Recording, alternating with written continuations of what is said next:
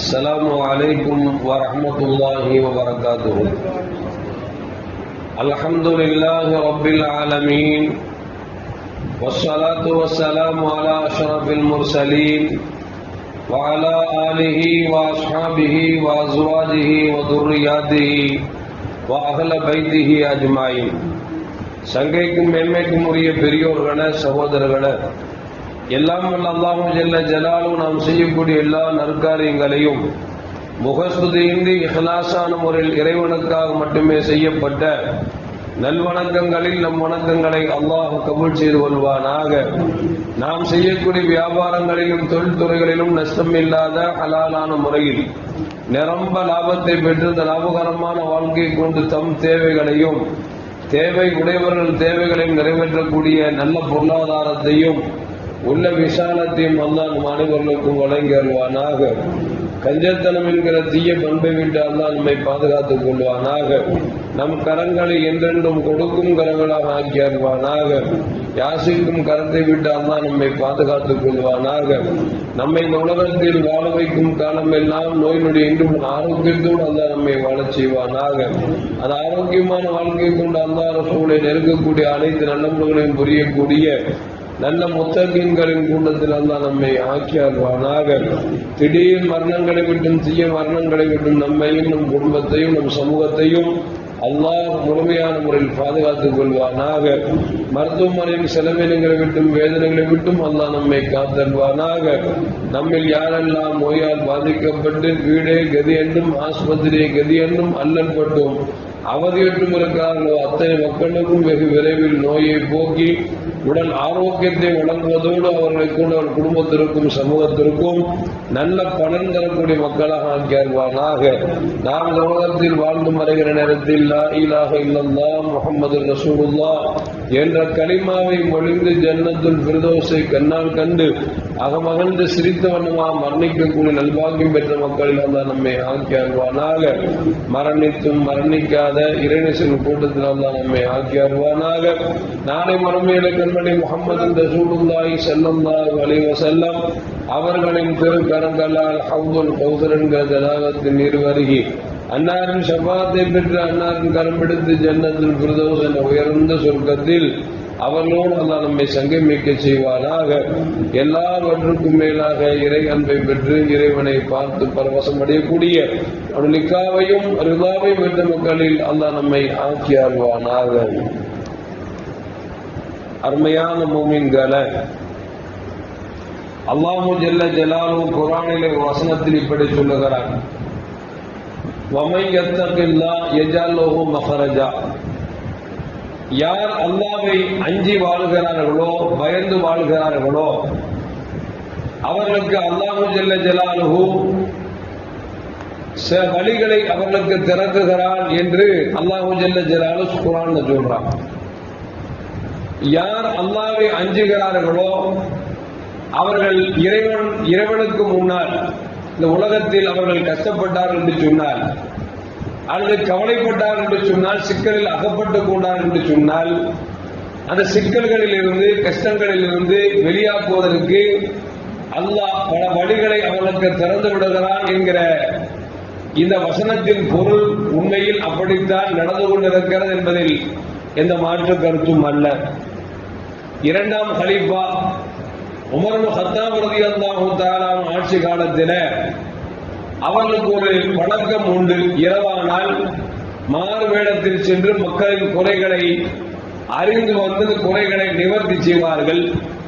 பகல் காலங்களில் வெளியே சுற்றி சென்று ஒவ்வொரு இடங்களுக்கும் சென்று என்னென்ன தேவைகள் இருக்கிறது, மக்கள் எப்படி வாழ்கிறார்கள் என்பதை அறிகின்ற ஒரு பழக்க வழக்கத்தை செய்தனா உமர் இப்னு கத்தாப் ரலியல்லாஹு தஆலா தன்னுடைய வாழ்க்கையில் ஒரு அங்கமாக வைத்திருந்தார்கள். ஒரு நாள் மதீனாவினுடைய ஓரப்பகுதிக்கு சென்று பார்க்கிறார்கள். அங்கு ஒரு சிறுவன் ஆடுகளை வைத்து ஆடு வைத்துக் கொண்டிருக்கிறார். இவன் உள்ளத்திலே அல்லாஹ்வின் அச்சம் எப்படி இருக்கிறது என்பதை அறிவதற்காக உமர் கத்தாப் ரலியல்லாஹு தஆலா அந்த ஆடு மேய்க்கக்கூடிய இளைஞனிடத்தில் சென்று ஒரு ஆடு எனக்கு கொடுத்து விடேன் விலைக்கு என்று கேட்டார்கள். அவன் சொன்னான், இந்த ஆடு எனக்கு சொந்தமானது அல்ல, இன்னொரு முதலாளிக்கு சொந்தமானது. அவர் என்னை நம்பி ஆடை மேய்ப்பதற்கு என்னிடத்தில் கொடுத்திருக்கிறார். எனவே ஓனர் இல்லை, இதற்கு சொந்தக்காரர்கள் இல்லை, இந்த ஆடை நான் தரமாட்டேன் என்று சொல்லி மறுத்து விடுகிறார். உமரதில் தான் கேட்கிறாங்க, ஓனர் இங்கேயா இருக்கிறாரு? எங்கேயோ இருக்கிறான், நீ விலைக்கு ஒரு ஆடு கொடுத்துட்டு விலைக்கு காசு வாங்கிக்கோ அப்படின்னு உமரதியல்லாஹு சொல்லுகிறார்கள். ஆட்டு இடையன் ஒருவேளை ஆட்டு இடத்துல ஓனர் கேட்டாருன்னா, ஆடு எங்கன்னு கேட்டா ஓனாய் சாப்பிடுச்சு அப்படின்னு சொன்னா அவருக்கு தெரியவா போகுது அப்படின்னு உமரதியல்லாஹு ஒரு குழுவும் கொடுக்கிறாங்க. என்ன காரணம் அப்படின்னா, ஏதாவது வழி சொல்லி கொடுத்தா அப்படியாவது வழி பிறன்றானா, அல்லாவுடைய பயம் இல்லாம இருக்கிறானா அப்படின்னு தெரியறதுக்காக சொல்றாங்க. ஆடை கொடுத்துருப்பா, அதுக்குள்ள காசை கொடுத்துறேன், காசை நீ வச்சுக்கோ. ஒருவேளை ஆட்டுக்காரன் வந்து கேட்டான்னு வச்சுக்கோ, ஆடு என்ன ஆடு ஓனாய் சாப்பிட்டுச்சு செத்து போன்னு சொன்னா அவன் நம்ம தானே போறான், நீ ஏன் தரமாட்டேங்கிற அப்படின்னு அந்த சிறுவன் சொன்னான், ஐநல்லா ஐநல்லா ஐநல்லா என்று கேட்டான். என் ஓனருக்கு தெரியாட்டாலும் என் அப்போத்த இருக்கிறானே அவன் எங்க போயிருவான், அவன் எங்க போயிருவான், அவன் இங்கதானே இருக்கிறான், அவன் என்ன பார்க்கிறானே அப்படின்னு சொல்லி உரத்த குரலில் சத்தம் போட்டு சொல்ல ஆரம்பித்து விட்டார். இதை கேட்டவுடன் உமர் கத்தாப் ரலியல்லாஹு அவர்கள் அழ ஆரம்பித்து விட்டார்கள். ஒரு ஆட்டு இடையிடத்திலே இறைச்சம் இவ்வளவு நிரம்பியிருக்கிறது என்று சொல்லி உமர் ரலியல்லாஹு அழுது மட்டுமல்ல, மறுநாள் மதீனாவுக்கு சென்றார்கள்.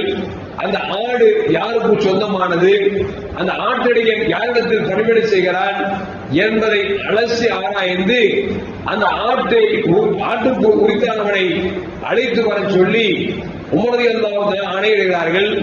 அதுபோன்று அந்த ஆட்டை வைத்திருக்கக்கூடிய அந்த ஓனரை அழைத்துக் கொண்டு வருகிறார்கள். சொன்னார்கள், இந்த ஆடையும் எனக்கு விலைக்கு கொடுத்து விடு, அந்த ஆட்டிடத்தில் அறிஞராக இருக்கிறான் அல்லவா அவனையும் என்னிடத்தில் விலைக்கு கொடுத்து விடு என்று சொல்லி உமர் கத்தாப் ரலியல்லாஹு தஆலா அந்த ஆட்டு இடையலுக்கும் ஆட்டுக்கும் சொந்தக்காரனாக இருக்கக்கூடிய அந்த மனிதத்தில் சொல்லுகிறார்கள். அவன் கலிபா கேட்கிறார்கள் சொல்லிட்டு காசை அந்த ஆடையும் அந்த ஆடு மேய்க்கிறவர்கள் கொடுத்துட்டு காசையும் வாங்கிட்டு போயிட்டார். உமர் ரலியல்லாஹு தஆலா அவர்கள் அந்த சிறுவனை அனுப்பி சொன்னாங்க, நீ இன்னிலிருந்து அடிமைத்தனமா இருக்க வேண்டாம், உன்னை உரிமை விட்டுற, இந்த ஆட்டு மந்தை இருக்கிறது அல்லவா இனிமேல் உனக்கு சொந்தமானது, நன்றாக மேய்த்து உன் குடும்ப சிறந்தற்கு வைத்துக்கொள் என்று சொல்லி உமர் கத்தாப் ரலியல்லாஹு தஆலா அவர்கள் அனுப்பினார்கள் என்று வரலாற்றில் வருகிறார்கள். அருமையான மக்களை கொஞ்சம் யோசிச்சு பார்க்கணும். அல்லாஹ் சொன்னான்ல, வமையத்தகில்லாஹ யஜ்அல்லஹு மக்ரஜா, யார் அல்லாஹ்வை அஞ்சுகிறார்களோ அல்லாஹ்வை பயப்படுகிறார்களோ அவனுக்கு அல்லாஹ் வழிகளை திறக்குகிறான் என்று குர்ஆன் அல்லாஹ் சொல்றான். பாத்தீங்களா, இங்க அல்லாஹ் இப்படி வழி திறக்கிறான் பாருங்க. கலீஃபா போக ஆட கேட்க அவன் தரமாட்டேங்க, எப்படி இறைவனை அஞ்சியதன் காரணமாக அவன் தனக்கும் உரிமை பெற்று விட்டான். அது மட்டுமல்ல, தான் உழைப்பதற்காக ஆட்டு மந்தையும் கிடைத்தது என்று சொன்னால் இப்படித்தான் அல்லாஹ் வழிகளை திறப்பான் என்பதை நம்மால் விளங்க முடிகிறது. நம்மளும் இன்னைக்கு பார்க்கிறோம், ஒரு 5 வகுப்பு தொழுவார், ரொம்ப கஷ்டப்படுறாருன்னு தெரியுது, சோத்துக்கே நான் கஷ்டப்படுறாரு அப்படின்னு நமக்கு தெரியுது.